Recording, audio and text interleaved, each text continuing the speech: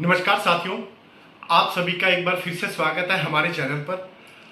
आप सभी जानते हैं कि विदेश जाने के लिए लोग आज लाखों रुपया खर्च कर रहे हैं, जिसमें खासकर यूएसए के लिए लोग 50-50 लाख रुपए देकर भी वहां नहीं पहुंच पाते। वहां पर जाने की लालसा में लोग अपने परिवार की पूरी संपत्ति, जमीन जायदाद को भी खो देते हैं और कई लोग वहां जाकर डिपोर्ट हो जाते हैं और वहां जाकर कुछ मेंटली डिस्टर्ब, यहाँ पर माता पिता भी परेशान रहते हैं। तो उन बच्चों के लिए, और इसी जर्नी में कई बच्चे तो अपना जीवन ही खो बैठते हैं, जिसकी भरपाई कोई भी नहीं कर सकता। आपको पता है कि किसी के घर की संतान चली जाए तो उसकी भरपाई कभी कोई नहीं कर सकता। ऐसे बच्चों के लिए, उन माँ बाप के लिए, खासकर वो बच्चे जो शिक्षित हैं, अच्छी शिक्षा जिन्होंने प्राप्त की है और वो बाहर जाना चाहते हैं, यूएसए, कनाडा, तो उनके लिए आज मैं आप सभी को एक होनहार स्टूडेंट से मिलवाना चाहूँगा। उस होनहार शख्स का नाम है वंश शर्मा, जिन्होंने यूएसए की एक यूनिवर्सिटी से स्कॉलरशिप प्राप्त की है। 100% स्कॉलरशिप है और वो भी सिर्फ मात्र 70,000 रुपये में। उनका जो टोटल खर्चा आया है 70,000 रुपये में उन्होंने वो स्कॉलरशिप ली है और उनका यूएसए का शिकागो का वीज़ा लग चुका है। और आइए अब मैं आपको देर ना करते हुए मिलवाता हूँ श्रीमान वंश शर्मा जी से। वंश जी, मैं सबसे पहले आपसे ये जानना चाहूँगा कि आपका वीज़ा किस शहर का लगा है? मेरा वीज़ा शिकागो यूएसए का लगा है। और ये वीज़ा आपका कितने रुपए में लगा है? जैसे मैंने 70,000 रुपये बताया है, क्या ये मैं सही इस आंकड़े पे? हाँ जी, मेरा वीज़ा लगभग 70,000 रुपये में लगा है। ये लगभग में मतलब कि 1-1.5 लाख तो नहीं है कहीं? नहीं, ये 70,000 से भी कम है। आप देखिए कि ये वीज़ा सिर्फ 70,000 रुपया उनका खर्चा आया है। वीज़े का जो खर्चा है वो 70,000 रुपये है। हाँ जी।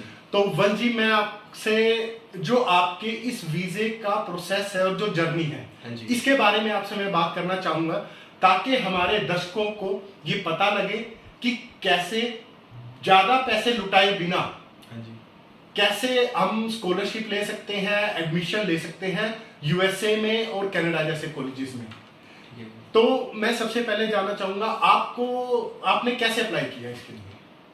मैंने एक ऑर्गेनाइजेशन है Bombay based, next genius organization, उनके थ्रू अप्लाई किया था।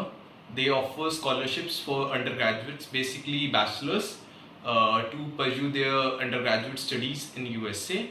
They have 21 colleges that they basically offer scholarship in them. They offer full and partial scholarships also. Okay, तो आप कह रहे हैं कि लगभग वो 21 कॉलेज ऑफर करते हैं। हाँ जी। क्या ये अकेली एक ऐसी संस्था है या इस तरह के और भी कॉलेजेस और वो है इंस्टीट्यूट? ऐसे और भी कॉलेजेस हैं। लोगों को सर्च करना होता है अपने जो जैसे फ़ोन और लैपटॉप है, इन पे अपनी जो रिसर्च कैटेगरीज हैं उनको ओपन करके, यूएस में कॉलेजेस बहुत सारे हैं, 40-45 हज़ार कॉलेजेस हैं यूएस के अंदर। उनके अंदर आपको देखना होता है अपने प्रोफाइल के हिसाब से कि कौन से कॉलेजेस आपको स्कॉलरशिप्स देंगे और कैसे कितना फंड आपको वो कर सकते हैं। तो जब आपने कॉलेज चूज किया, हाँ जी, उसके बाद जो आपने स्कॉलरशिप अप्लाई किया था वो कैसे क्या किया था आपने, और आपको कैसे था कि भाई ये कॉलेज इतना स्कॉलरशिप प्रोवाइड करवाता है? मैंने ये नेक्स्ट जीनियस, जैसे मैंने आपको बताया, नेक्स्ट जीनियस ऑर्गेनाइजेशन के थ्रू अप्लाई किया था। उनमें मेरा सबसे पहले मैंने एक वहाँ पे रजिस्ट्रेशन होता है, वो रजिस्ट्रेशन करवाया था। रजिस्ट्रेशन करवाने के बाद उनका एक टेस्ट था जिसके अंदर हमारे को 10वीं तक की, आप मान के चलें कि science, maths, English and logical reasoning as in थोड़े बहुत quiz and riddles type of a thing. So उनके क्वेश्चंस होते हैं एंड फिर उसके बाद वो आपको करने के बाद वो आपको सिलेक्ट करते हैं। काफ़ी उनके पास एप्लीकेशंस आती हैं। सॉरी, मैं आपको थोड़ा इंटरप्ट कर रहा हूँ। जब आपने ये टेस्ट दिया था, हाँ ये इसमें लगभग क्या बेस रहता है पढ़ाई का? आप 10वीं तक का साइंस और मैथ्स मान के चलें और इंग्लिश मोस्टली। अच्छा, मतलब कि 10वीं तक अगर का जो बेस रहता है उसी के अकॉर्डिंगली वो सारा टेस्ट होता है। हाँ जी। और अगर कोई भी बच्चा इस टेस्ट को करने की तैयारी कर रहा है, हाँ जी, तो उसको आप कोई थोड़ी सी एडवाइस देना चाहेंगे? एडवाइस आपका जो 10वीं तक का अगर उनका बेस स्ट्रॉन्ग है, लाइक एज इन उनका इंग्लिश पे कंट्रोल, जो एक फ्लुएंसी होती है, फ्लुएंसी भी अगर इफ लाइक बोलने में फ्लुएंसी नहीं है, इफ लाइक उनकी राइटिंग स्किल्स या फिर कम्युनिकेशन स्किल्स गुड, हाँ। लाइक उनकी सही है, तो फिर वो इस टेस्ट को बेसिकली कर सकते हैं। ठीक है। अच्छा, एक आपने बताया था कि आपने जैसे उसके लिए अप्लाई किया और टेस्ट था, उसकी कोई एग्जाम फीस इस तरह की कि वो कितनी रहती है? उनकी एक रजिस्ट्रेशन फीस होती है 750 रुपीज़ की। सॉरी, मैं $750 या रुपीस? रुपीज़। अच्छा, रुपीस, 750 रुपीस सिर्फ। Rupees only. That's it's I think इतने का हम कई बार पिज्जा ही खा लेते हैं। हाँ, और उसके अलावा कोई फीस? नहीं, उसके अलावा मैंने इस टाइम पे कोई फीस नहीं दी थी। ओके। फिर उसके बाद जैसे मेरा सिलेक्शन हो गया था, तो Okay. फिर उन्होंने उनके 21 कॉलेजेस में से मुझे कहा था कि आप हमें 4 कॉलेजेस के नाम दीजिए जो आपको लगता है कि आपको सबसे सही रहेंगे अपनी प्रोफाइल या अपने कॉलेज फिट के हिसाब से। ठीक है। और मैं ये जानना चाहूंगा, जो इसमें आपको स्कॉलरशिप मिली है हाँ जी। वो कितनी मिली है? मेरे को लगभग आप मान के चले $2 लाख से ऊपर की मिली है। $2 लाख? हाँ जी। आई एम करेक्ट ना? यस। Okay, very good. तो इसमें मतलब कि आपका कितना एक्स्ट्रा पैसा लगेगा फीस वगैरह के लिए कुछ हो? Basically my tuition is fully waived off, I mean I do not have to pay for my tuition. मेरे को अपनी फीस का खर्चा नहीं देना है। Okay. मेरे को अपना रहने खाने का जो भी खर्चा होगा वो पे करना है। मतलब कि आप ये कह रहे हैं कि आपका ट्यूशन फीस का कोई खर्चा नहीं है? नहीं। ना ही एडमिशन का, ना ही वहाँ स्कूल की फीस पे करने का, मतलब कि वो सब कुछ आपका वेव ऑफ है? या ओके। मतलब कि आपने ना ही कोई किसी एजेंट को पैसा दिया? नहीं। मतलब कि इसमें आपके किसी एजेंट को कोई पैसा दिया हो या कुछ ऐसा कुछ? नहीं, कोई एजेंट बीच में नहीं था, बस मैंने उस ऑर्गेनाइजेशन में अप्लाई किया था। ओके। आपने जो ये स्टडी के लिए अप्लाई किया था, आपने क्या स्टडी किया है? प्लस 2 आपकी किस उससे है? मैंने +2 कर रखी है non medical. Okay. Non medical field थी मेरे पास, और कंप्यूटर साइंस मेरे पास एडिशनल सब्जेक्ट था। ओके। मेरी करनाल सेक्टर 13 OPS विद्या मंदिर से 12th क्लियर हो चुकी है। Okay, very good. और मेरा आप सभी बच्चों को ये कहना है कि पढ़ें, अच्छे से पढ़ें। और अभी मैं कुछ और क्वेश्चन अभी इनसे करूंगा जो आप लोगों के लिए बहुत ज़्यादा इंपॉर्टेंट रहेंगे। इसको ज़रा ध्यान से सुनिएगा, क्योंकि हम चाहते हैं कि हम आप लोगों को इस तरह से शिक्षित करें कि आपका पैसा खराब ना हो, और इसमें हमें कोई कमीशन, हमें कोई पैसा नहीं चाहिए है। ये डायरेक्ट जानकारी है आपके लिए, ताकि आप अपने पैसे कम से कम खर्च के आगे इस चीज़ों का फ़ायदा उठा सकें। तो मैं आपसे ये जानना चाहूँगा, जैसे आपने नॉन मेडिकल किया था, हाँ जी। क्या नॉन मेडिकल के अलावा भी और जैसे आर्ट्स है, कॉमर्स है या मेडिकल है, उसके स्टूडेंट्स भी वहाँ जा सकते हैं? हाँ जी, कोई भी किसी भी फील्ड का जो स्टूडेंट है वो वहाँ पे जा सकता है। इसमें कोई चीज़ नहीं है कि आप किसी और फील्ड से हो, जिस भी आप फील्ड से जाना चाहें उस Okay. फील्ड से जा सकते हैं। Very good. तो अभी जैसे वंश जी ने हमें बताया है कि आप किसी भी फील्ड से हैं, आर्ट से, कॉमर्स से, आप अपनी फाइन आर्ट हो, म्यूजिक हो, आपकी को इकोनॉमिक्स हो, या फिर आप मेडिकल में, बायोलॉजी में जाना चाहें वहाँ पे, तो आप वहाँ जा सकते हैं, जिसमें आपका कोई भी खर्चा नहीं है। सिर्फ 70,000 रुपीज़ आपके लगते हैं। अलग अलग कोर्स के हिसाब से वो 10, 15, 20 हज़ार पे ज़्यादा रहते होंगे, उससे ज़्यादा नहीं है। तो अच्छा, मेरे 1-2 सवाल और थे आपसे। हाँ जी। आप जैसे आपने यहाँ अप्लाई किया है, तो आपका कोई जानकारी में भी वहाँ गया हुआ है या जिसे आप जानते हो? एज इन इसी स्कॉलरशिप ऑर्गेनाइजेशन में मेरे फर्स्टली इंटरव्यूज़ हुए थे जो उन्होंने लिए थे, लाइक जो पिछले साल के जो स्कॉलर्स थे उनके, जिन्होंने पिछले साल ही स्कॉलरशिप्स जीती थी। तो फिर बस मेरे मोस्टली वही नोन है, उसके अलावा और कोई नोन नहीं। अच्छा, जैसे जो आपने 70,000 का लगभग अमाउंट बताया, ये आपका कहाँ कहाँ पे खर्च हुआ था? मेरा जो ये 70,000 रुपये का जो अमाउंट है खर्च, सबसे पहले तो मैंने एक CGI पोर्टल की फ़ीस भरी थी जो $160 की थी मई तक। अब वो $185 हो चुकी है आपको क्लियर करने के लिए।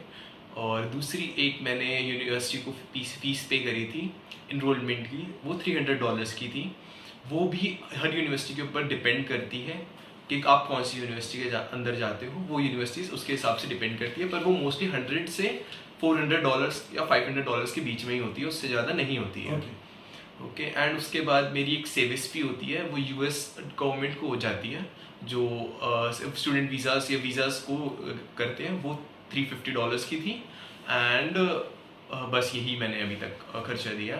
ओके, अगर आप ठीक है। और जैसे आपने वहां पे जो अप्लाई किया, तो अगर आपके पास आपका वीजा है इसमें, जो आप हमें दिखा सके हमारे दर्शकों को, कि उन्हें ये पता लगे कि ये जो कुछ हुआ है सब जेन्युइन है और आपका जो वीजा लगा है वो भी जेन्युइन है। हाँ जी, मैं दिखा सकता हूँ बिल्कुल। Please sir, thank you. तो ये आपका वीजा है। हाँ जी। तो मैं एक बार अपने दर्शकों को ये दिखाना चाहूँगा कि ये वीज़ा है। पासपोर्ट अभी इनका अपने घर दिल्ली रखा हुआ है, और ये आप देख सकते हैं इनका वीज़ा लगा हुआ है। और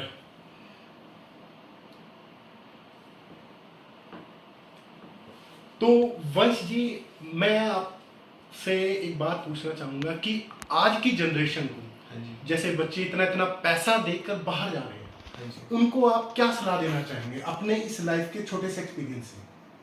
मैं यही कहना चाहूँगा कि आप अगर केपेबल हैं और आपकी जो स्टडीज़, जो बैकग्राउंड है आपका, आपने स्टडीज़ ढंग से कर रखी हैं, चाहे आप, ये भी नहीं कहूँगा मैं कि आप जो बहुत ही ज़्यादा पढ़ाकू, मतलब लाइक जो बहुत ही ज़्यादा स्टडीज़ में 85-90% से वही जा सकते हैं, सब जा सकते हैं, और आपको बस अपनी मेहनत करनी है एंड आपको अपना वो क्या कहते हैं, अपनी जो स्कॉलरशिप की, मतलब अपनी एप्लीकेशन, जो कॉलेज को एप्लीकेशंस देनी है उस पर वर्क करना है और आप सब जा सकते हैं। आपको बस थोड़ी सी इंग्लिश की फ्लुएंसी और चाहिए, बस। ओके, अच्छा, मैं इस माफ कीजिएगा, जो आपने नंबर की बात की, हाँ तो जी। मैं ये पूछना चाहूंगा आपकी +2 की परसेंटेज क्या थी? मेरी +2 की परसेंटेज 75% थी। 75? हाँ जी। तो मैं आप सभी दर्शकों को एक बात ये बताना चाहूँगा कि कई बच्चे यूँ कहते हैं कि नहीं, वो तो बहुत ज़्यादा पढ़ा लिखा था, वो 80, 90, 95% वाले बच्चे थे, वही ऐसा कर पाते हैं। आप सभी के समक्ष एक साक्षात, एक क्लियर, जिस बच्चे ने 75% के साथ ये करके दिखा दिया, जो 90% वाले बच्चे 50-50 लाख रुपए, 20-20 लाख रुपए, 40-40 लाख रुपए देकर करते हैं, वो सिर्फ मात्र 70,000 रुपए में जस्ट अपनी नॉलेज से, कंप्यूटर से, आज हम कहते हैं कि आज हमारा पूरा का पूरा सिस्टम कंप्यूटराइज्ड है। तो अगर हम नेट की दुनिया में जी रहे हैं, तो हम उस नेट के आधार पर अपने जीवन को, वीज़ा को बड़े आसानी से पा सकते हैं। तो मैं आप सभी को ये कहना चाहूँगा कि कोशिश कीजिए, ट्राई कीजिए ऑनलाइन। आपको किसी भी एजेंट की ज़रूरत नहीं है, और आप खुद कीजिए। और इसी में मैं एक चीज़ जोड़ना चाहूँगा, जो भी बच्चे बाहर जाते हैं, बहुत बच्चे जाते हैं, तो उनके में बहुत से बच्चों के माँ बाप यहाँ पर बहुत परेशान रहते हैं, क्योंकि बच्चे दोबारा वापस नहीं आते, ना ही अपने माँ बाप का ख्याल रखते हैं। तो ऐसे लोगों को मैं ज़रूर कहना चाहूँगा कि आपके माँ बाप ने अपना सब कुछ लुटाकर, अपने दिल पे पत्थर रखकर, अपना कलेजा काट कर और सारे ज़िंदगी की मेहनत की कमाई से आपको बाहर भेजा है। तो कृपया अपने माँ बाप को ना भूलें, उन्हें समय समय पर फ़ोन करें, उनसे मिलने आए या उन्हें बुलाएं। मुझे पता है सभी ऐसे नहीं होते, मगर बहुत से जब लोग अब ऐसा करने लगे हैं, तो मैं चाहूँगा कि ऐसा ना करें, अपने माँ बाप का ख्याल साथ में जरूर रखें। और आप आज की पीढ़ी को इसलिए समझदार और टेक्निकल पीढ़ी माना जाता है कि वो दूसरों के कंधों पर सवार ना होकर जिम्मेवारी अपने कंधों पे लें, खुद सर्च करें और कहीं भी जा सकते हैं। और अगर आपको इस वीज़ा के रिगार्डिंग कोई भी नॉलेज अगर आपको चाहिए, कोई क्वेश्चन है आपका, कोई भी प्रश्न हो, तो कृपया आप यहाँ पर कमेंट में डालिए, हम आपका इन सवालों के जवाब देंगे। और इसी तरह हम आपको आगे एक से एक अन्य होनहार या फिर टैलेंटेड बच्चों से मिलवाते रहेंगे, जो इस देश की स्ट्रीम को बदल रहे हैं और बदल सकते हैं। और इसी में मैं एक लाइन ये भी जोड़ूंगा कि आप थोड़ा एजेंटों से दूर रहें, क्योंकि एजेंट के मामले में आज की होने वाली धोखाधड़ी बहुत ज़्यादा बढ़ गई है। आपके माता पिता की मेहनत की कमाई कोई भी ठगी करके ले जाता है, और बाद में आपको बड़ा दुख झेलना पड़ता है, क्योंकि वो कमाई या तो कर्जे से ली जाती है या ज़मीन बेचकर। तो इसलिए एजेंटों के चक्कर में ज़्यादा ना पड़ें, कोशिश करें, खुद रिसर्च करें, थोड़ा सा रिसर्च आपके कई लाखों रुपए और माँ बाप की मेहनत की कमाई को बचा सकता है। और इसी उसमें मैं आपको ये कहना चाहूँगा कि कोशिश करें, जो आज कहा जाता है कि देश का युवा कुछ भी कर सकता है, तो कुछ भी आप कर सकते हैं। तो ऐसे ही हम आपको भविष्य में वंश शर्मा जैसे होनहार लोगों से मिलवाते रहेंगे। और इसी के साथ वंश जी आपका बहुत बहुत धन्यवाद हमारे साथ आने के लिए और लोगों को ये जानकारी देने के लिए। अगर आपको हमारा ये जो आज का प्रसंग है ये पसंद आया हो तो कृपया इसे शेयर करें, लाइक करें और सब्सक्राइब जरूर